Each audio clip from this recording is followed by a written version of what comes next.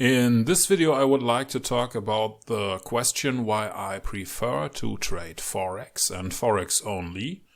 Some people prefer to trade stocks or things like Bitcoin or other contracts, but I have started with Forex for a reason, and that is the reason that it is possible to get started with a small account because Forex is very scalable.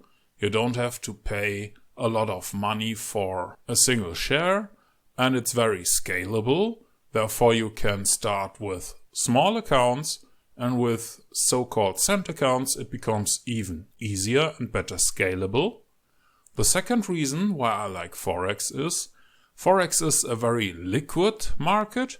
That means that you can buy or sell at any time from anybody in the world around the clock. High liquidity is very useful because in less liquid markets you might have to wait until somebody wants to buy or sell what you have to offer. But for currencies this is never a problem. Reason number 3 is that I consider currencies to be something that is not going away. Since I started trading, I have not seen any currency disappear. It is simply what we all need to buy and sell services and goods.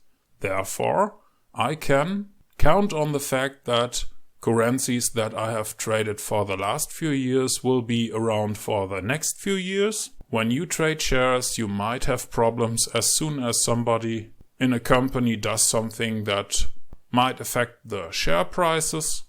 For example, here in Germany, a lot of people might remember the telecom shares. That wasn't such a good experience.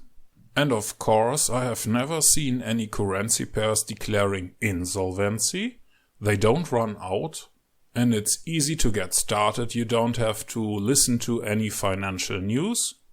I know there are people who want to buy Apple shares because they are fans and they like to keep the shares, but I don't have any emotional reasons to buy or sell a Forex position.